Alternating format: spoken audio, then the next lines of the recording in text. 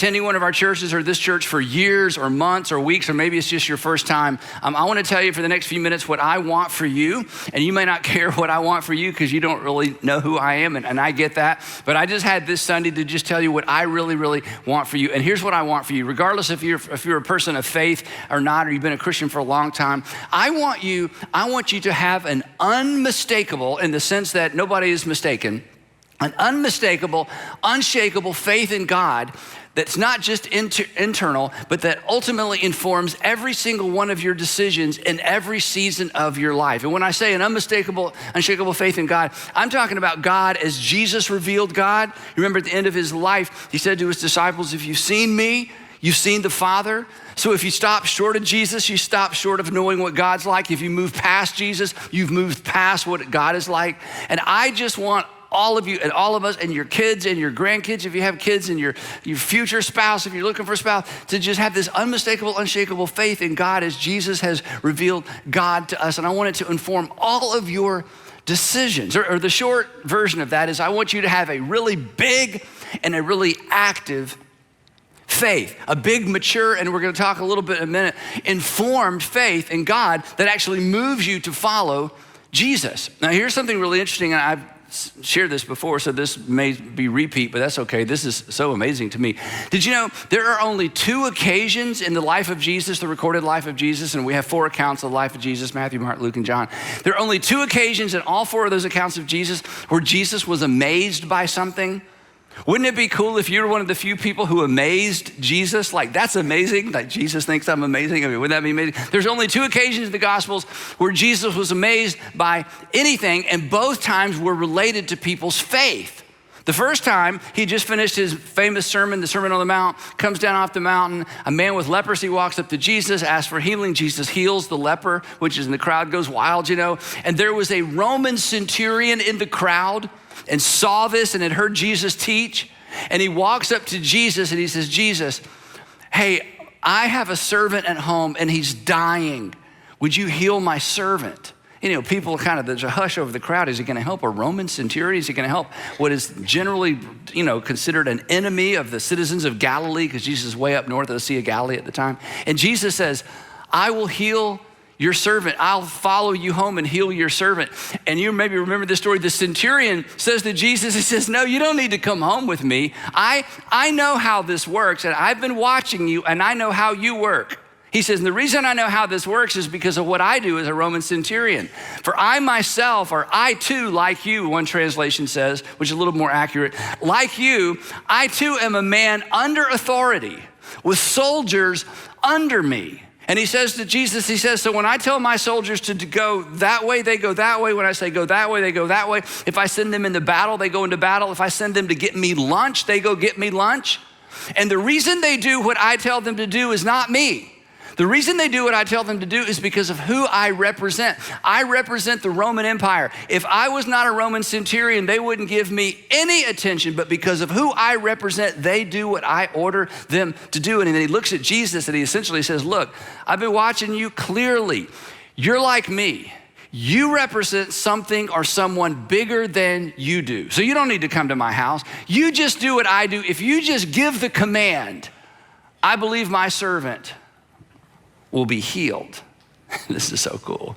And when Jesus heard this, here it is, he was amazed. He was astonished. He was impressed. But what was he impressed by? Well, the text tells us. When Jesus heard this, he was amazed, and he said to those following him, truly, I tell you, I've not found anyone in Israel. I've not even found a son or daughter of Abraham. I've not found anybody in Israel with such great faith, big, informed, active faith, and the servant was healed. Now, here's the fun fact, and this kind of levels the playing field for all of us. Jesus was never amazed at anyone's knowledge. You are so smart, he never said, right? Okay, because he's Jesus, he's the Son of God. He was never amazed at how smart people were or how insightful people were. He was only amazed by how much faith they had, or in the second incident, how little faith they had. So the second time Jesus is amazed, he's visiting in the hometown of Nazareth. Maybe you've experienced this. So he goes home, and when he gets there, he's sort of becoming a famous person. He's not super famous yet. This is still at the beginning of his ministry. So he comes home to Nazareth, and the people were so impressed, oh, Jesus, we've heard all these amazing stories. And then there's a little bit of jealousy that sets in, right? It's like, wait a minute. But no, before we get too excited, isn't this is so real, so gritty, so earthy.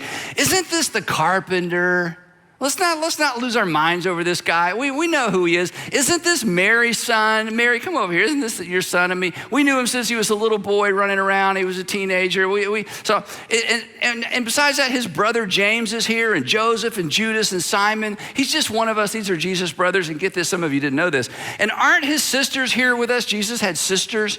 So Jesus had a large family there in Nazareth. And remember, he didn't leave, when he was 16 and he came back 30 famous. He lived there for 30 years. So they'd seen him in every single season of life and every stage of life. Then he disappears and comes back and he's gaining all this notoriety. And they're like, he's not all that special. Let's not lose our minds over this guy. He's just one of us, but now he thinks he's better than the rest of us. And Jesus responds, he was amazed at their lack of faith. So there you have it. The two things that amazed Jesus. He was amazed by great faith. There was great faith, and he was amazed by a lack of faith. He was amazed by big faith, big, bold, active faith, and he was amazed at small faith. Now, this is not complicated. I would guess that all of you and all of us know at least one person or maybe several people who have what we would consider big faith. Big faith, we would say they have big faith because they are able and they're willing and they have decided in their lives to evaluate all of life and to react to all of life through the focus and the lens of God's faithfulness. That they believe in a big God who has the whole world in his hands and things don't always go their way. In fact, things rarely go their way. But somehow in spite of that, they maintain their faith in God. Their confidence in God actually informs all of their actions. But most importantly and most difficult, you've seen these people. Their faith actually impacts their reactions. And that's what Jesus wanted for his first century followers. And that's what he wants for his 21st century followers as well.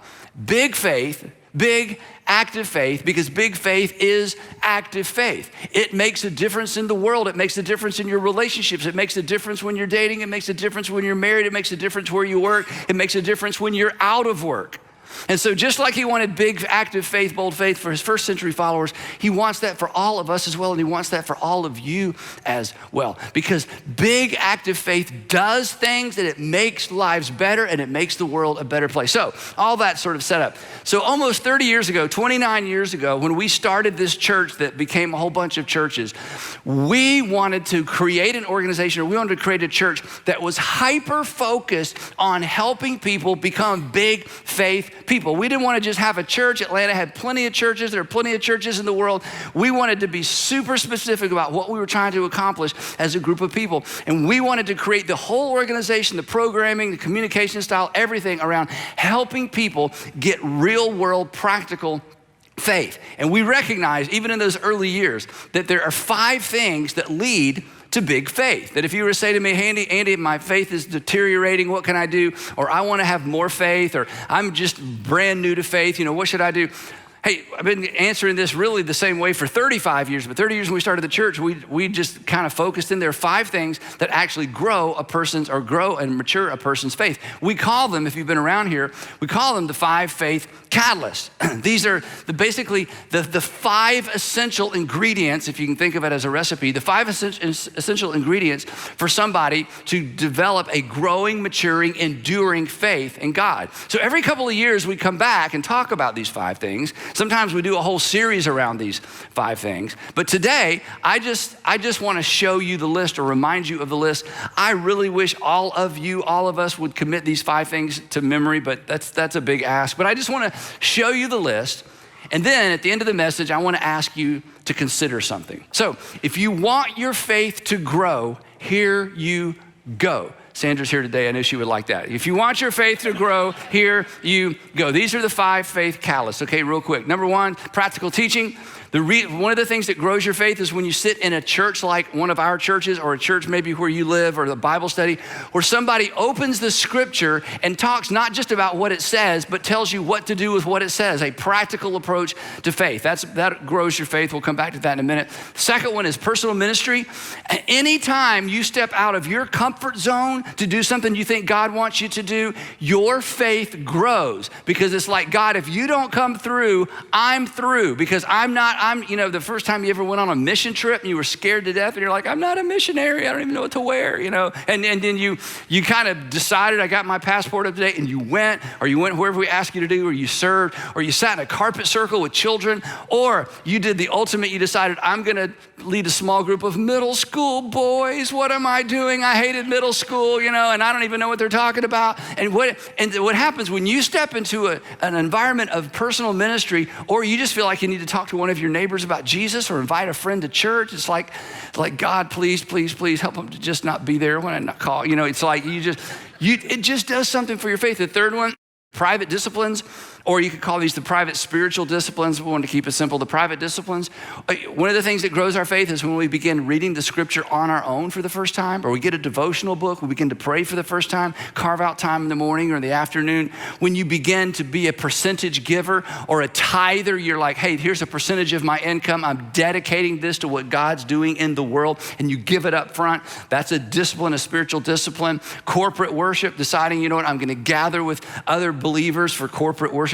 All of those are spiritual disciplines. They are small deposits over time that make all the difference in the world, because that's the nature of a discipline. A discipline is a small deposit over time.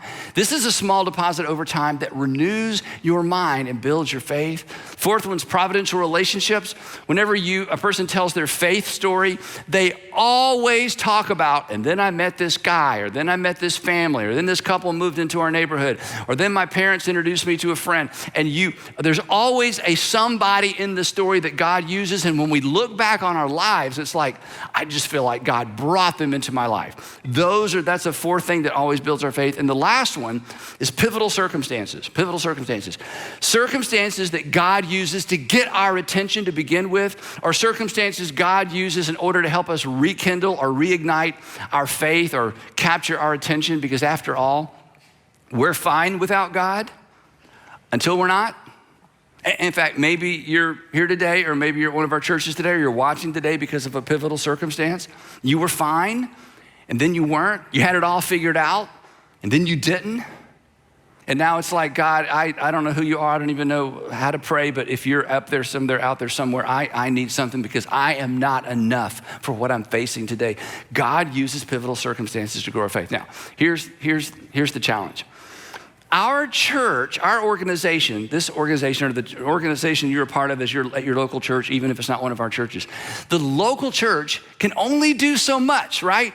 We can only do so much when you think about this list. You know this, you have a part to play in developing your faith. I mean, we can keep delivering practical teaching, but you've got to be here for it, or you got to be online to receive it. We can provide opportunities for you to serve personal ministry, but you've got to engage in those opportunities, or go on that mission trip, or talk to your neighbor. And fortunately at our churches, thousands of you have stepped up to be involved in personal ministry, and it's why so many great things are happening in the next generation in our church. We appreciate that. But as it relates to these three, there's really not much I can do. There's certainly not much I can do from here, right? I mean, when it comes to private disciplines, about every fourth or fifth sermon, you'll hear me say, you should read your Bible, you should read your Bible. But that doesn't create a habit for you. You should pray. That doesn't create a habit for you. We can suggest tools. Every once in a while, you can text, and we'll text you back and give you devotional thoughts, during a series.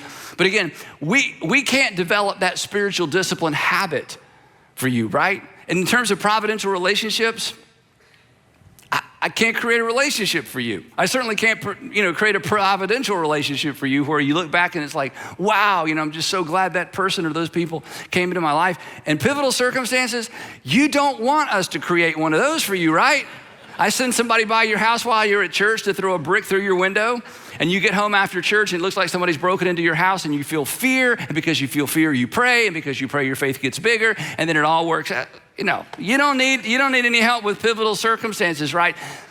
They come rolling in without any outside help. In fact, Jesus said, here's a promise, whether you're a Christian or a religious person or not. Here's something Jesus said that you know is true. He said, in this world, you will have trouble. It's like, wow, that came true. Yes, absolutely. Now, Jesus did not say, follow me and you won't have any trouble. He said, follow me and you will stay out of trouble, but follow me and there won't be any trouble. He did not say. He said, just the way the world is, just wait a minute because it's coming for you. So the point of all that is this: these three, which are so critical to your faith. These three which are so critical to your faith. In fact, find me a person who has lost faith. I'll show you someone, and I'm not being critical of you if this is you. This is just the nature of things. I'll find you somebody who's drifted away from these three things and got wrecked by this one. We'll come back to that in just a minute. But the point is, these three are best facilitated, experienced, encouraged, and monitored, not in rows, but in a circle. In a small group with men and women or individuals in your season of life that are facing some of the same life challenges, who are trying to figure out, how does this faith thing intersect with my real world? And so that's why we staff for and budget for and urge you constantly to join a small group. You being in a small group in a home does not benefit the church corporately. In fact, we spend money to help facilitate small groups. There is no win for us corporately. This is for you, but we're committed to this because for 30 years, we've been committed to help raising up men and women who have really big, active, bold faith in God. And we want you in a circle with people who are in your season of life, wrestling with the same life issues, relationship issues, financial issues, parenting issues, maybe aging parenting issues, marriage, career, whatever it might be. And here's the thing. If you have decided to follow Jesus with your life, then every single one of those areas of life intersects with the teaching of Jesus. There's something about following Jesus as a parent, as a husband, a wife, as a grandparent, as an employee, as an employer, as a neighbor, as a friend. Following Jesus intersects all of those things. And again, you're never gonna hear me cover all the eventualities and all the details of your life to answer your questions. No preacher's that good. There's just not enough time. We're too diverse in terms of our seasons of life, and that's okay. That kind of conversation doesn't happen in rows. It happens in circles, because it's not always obvious how to follow Jesus, and it's not always obvious what to do. We all, me included, maybe me more than you, we all need a safe place to process out loud, to share our doubts in a safe place, to ask our questions and not just get a Bible verse or some pithy answer, but to really drill down on your difficult questions because you're smart and you have good questions. You have big faith questions. We all need a place to ultimately tell our stories.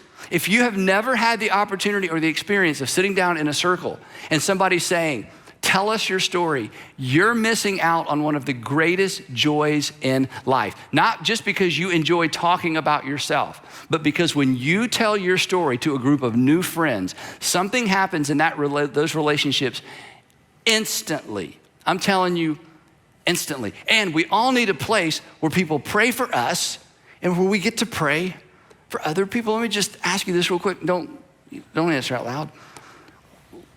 When is the last time, maybe never, you heard somebody pray for you out loud?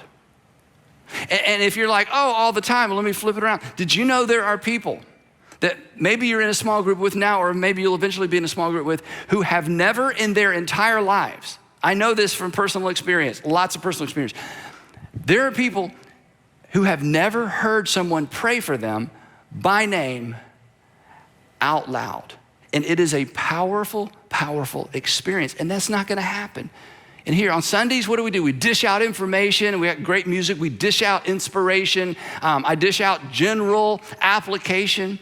But group life is where those concepts and those insights collide with real life, where they collide with your life. That's where it actually gets real. That's where it gets personal. And most importantly, group is where we become accountable, because we're gonna see those same people week after week after week after week, and we're gonna be able to follow up with them and they follow up with us. We're gonna become accountable to do We're gonna become accountable to change, to try, to start. And here's the thing, and I say this to you all the time, it is doing that makes the difference. It's not believing. When our faith becomes action, things change. As long as our faith is just faith, nothing changes. This is why, if you do what I do, you hear all the stories, and there's about 5 stories, I'll just be honest, okay? And people start talking, I'm like, oh yeah, that's this one. But that's okay. I'm not gonna interrupt you, but your experience is unique to you, but I hate to burst your bubble. You're not all that unique, and I'm not all that unique. There's about 5 stories, okay? And so when people begin to tell their story, it becomes evident. But here's the point. Look up here if you've lost interest. Back with me, okay? I understand. It's like, I wonder how many of those things they have. Okay, just back up here a second. Put your phone down at home. Put your phone down. Just give me your attention for just a second. Okay, look up here. This is what I want for you. This is so what I want for you. When your obedience to God, in other words, you feel like there's something I need to do or I need to do different. I need to get out of that relationship. I've known for a long time I need to get out of that relationship. I need to get out of that relationship. I need to recommit to this relationship. I've known for a long time I need to recommit to this relationship. I need to get out of this city because this city's killing me and all my friends are the wrong kinds of friends and I'm the wrong kind of friend to them. I got whatever it is. I need to be more generous, or I need to have a budget, or I need to break a habit, whatever your thing is. Listen. When your obedience to God, like I'm gonna do this, God, and I'm trusting you, when your obedience intersects with God's faithfulness, or the way I say it sometimes is when your faith, your active faith, intersects with God's faithfulness, this is where change happens. This is where you grow. This is where you mature.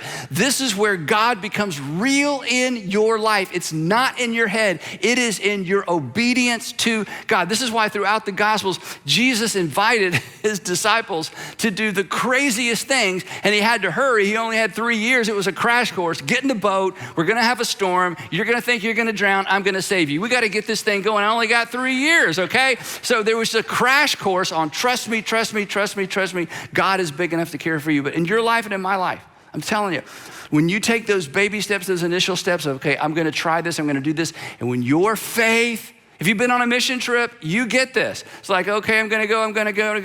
And during that trip, you saw God work and you come back and you are changed. When your faith intersects with God's faithfulness, change happens, your faith gets bigger. And here's the thing, you will be far more likely to follow through and to do with people of faith surrounding you. You just will. I can't do that for you. As soon as I'm finished, you're out, it's lunchtime, or you turn off and you're gonna watch something else and it's out of sight, out of mind.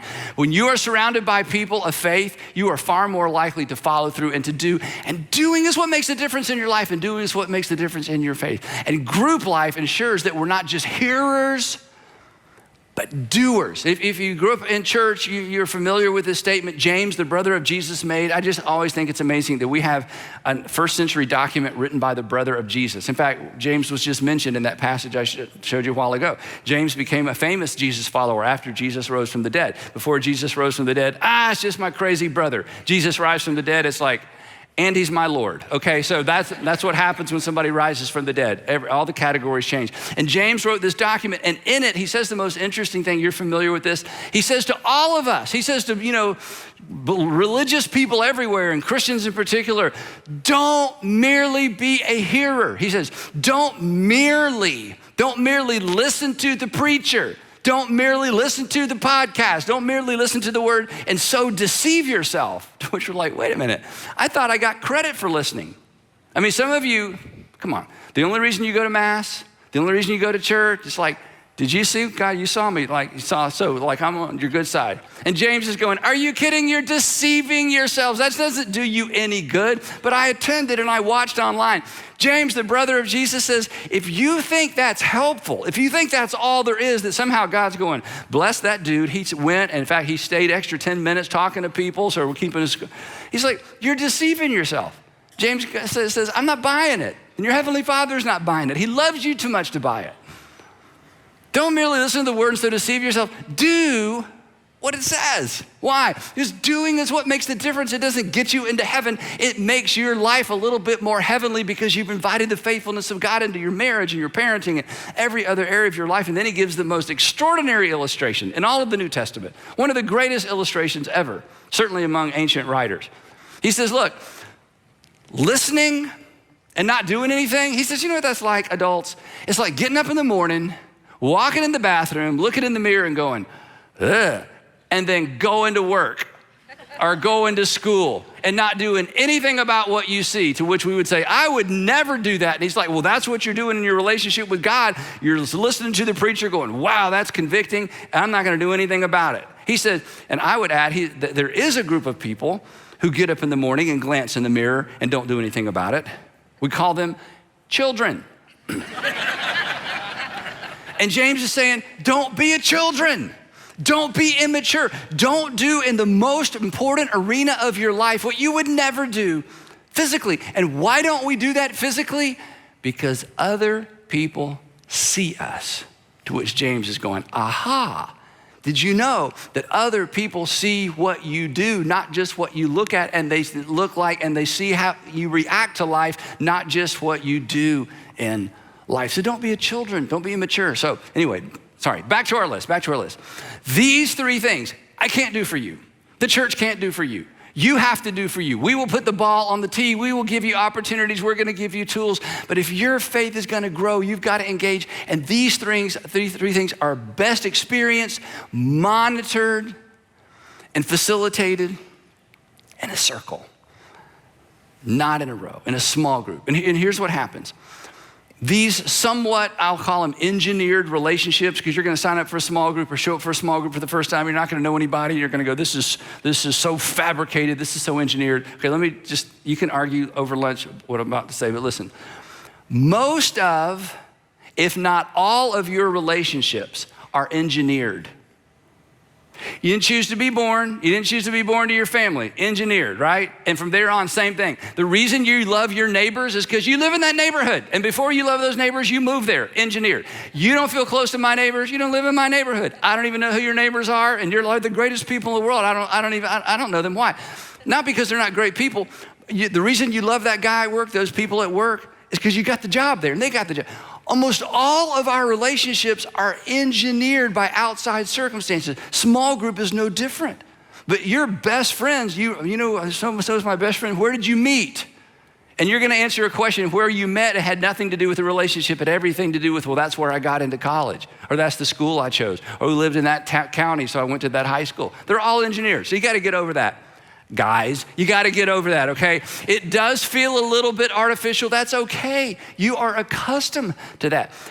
My first date with Sandra, I didn't even know who I was going out with. I didn't know what she looked like. I didn't know anything about her, but a friend of mine engineered, and I mean, it's a long story. He engineered it like, you are going out with her. And I'm so glad he engineered what became my most amazing, wonderful relationship. So I thought Sandra would clap. She didn't clap, but anyway, it's okay.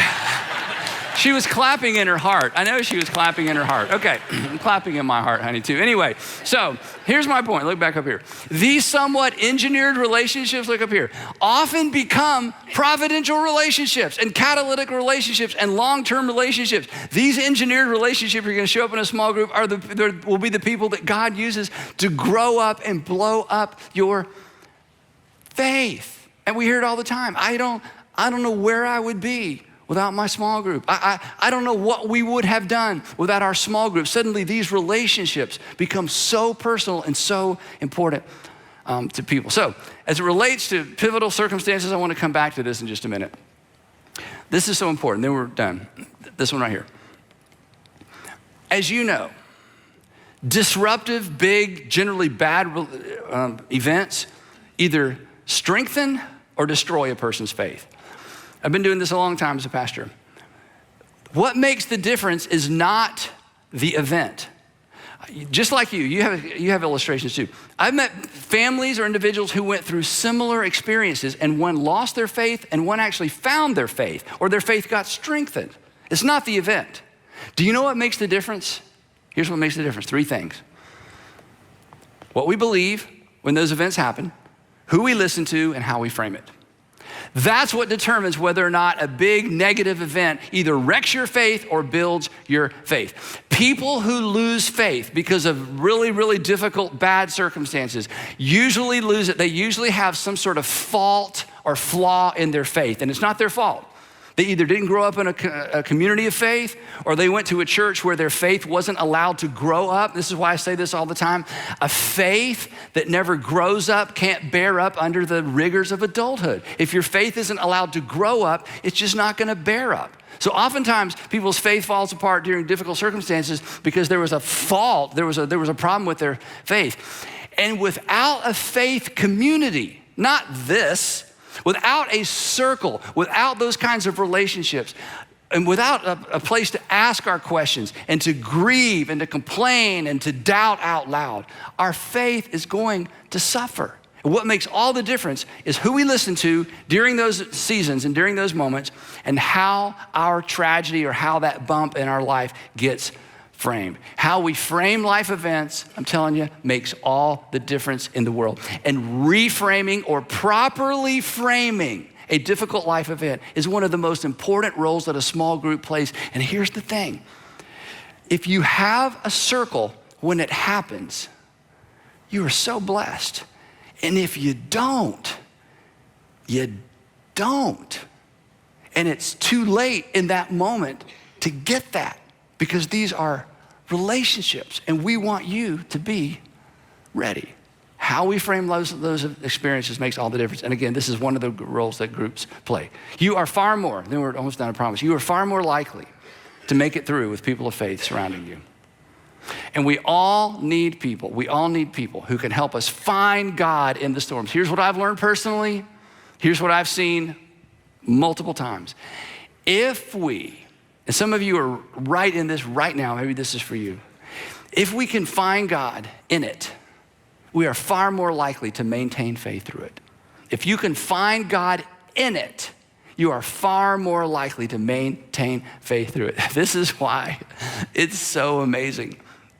When the disciples are in this boat, they're fishermen. They've lived their lives, most of them, on this lake. This is not new experience. When they think the boat's gonna sink and they think they're gonna drown, Jesus is in the boat with them, asleep, to make his point. When you can find God in it, you are more than likely, you're gonna be able to make it through it, and you need people to help you do that. So back to where we started, here's what I want for you. Unmistakable, unshakable faith in God that informs all of your decisions. And to get that, you need more than sermons, and I like sermons. I spend a lot of time coming up with these sermons, but I'm telling you, I'm admitting, sermons aren't enough, and I love our music, songs are not enough. You need a circle. You need conversations about what it looks like to follow Jesus in your world, in your unique circumstances, with your unique family dynamics, with your unique challenges, your unique opportunities. And if you're hesitant, and if it still feels too artificial, and you're not sure it's gonna be very helpful, you're not alone. Tim felt the very same way. And here's a bit of he and Madeline's story. Check this out. You do the intro. No, I'm not introducing you. You gotta say your name. This is how we actually are. I am Tim. Hi, my name's Madeline. And I'm Tim. That doesn't work. Let's try this again. All right. Hi, I'm Madeline. Hi, I'm Tim Burns. And we have been married for about 7 years now. We have 2, almost 3 beautiful kids. And we moved to Atlanta from Buffalo, New York about 5 years ago now. My biggest hesitation about moving to a new city far away from home was I really wanted to make sure that we found a sense of community here. So for me, my ultimatum was, we are finding a church we like, we are joining a small group. I was very hesitant. I always had this idea of what, a church person would be, kind of like the Dana Carvey character from SNL, the church lady. For me, the hardest part about getting involved was fear. Going into a group of 10 to however many people and talking about one of the most probably vulnerable things in anyone's life. Faith is always a difficult topic. For me, as somebody who was struggling with faith originally, what was unexpected was how much I ended up enjoying it. I didn't know that it was something I was going to stick with long term. I was just mostly doing it as something to appease my wife.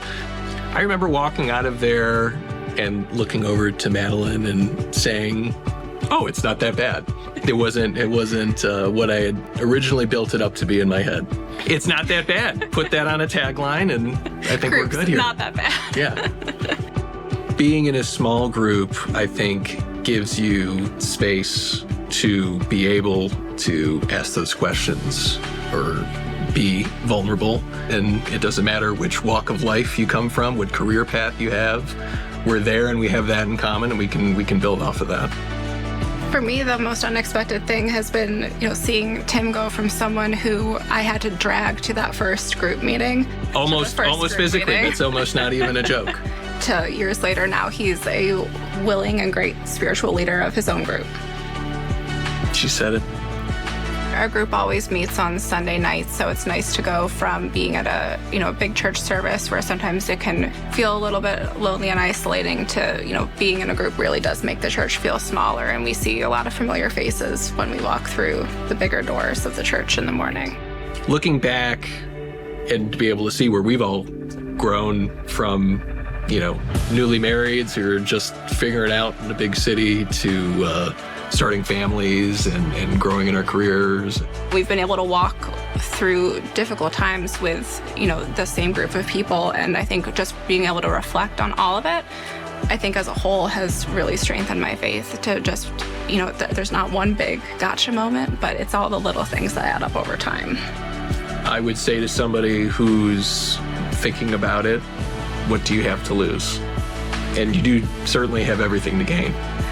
Being a Christian is not supposed to be isolating. It's supposed to all be about fellowship and community, and we really feel like we've been able to find it in our small group.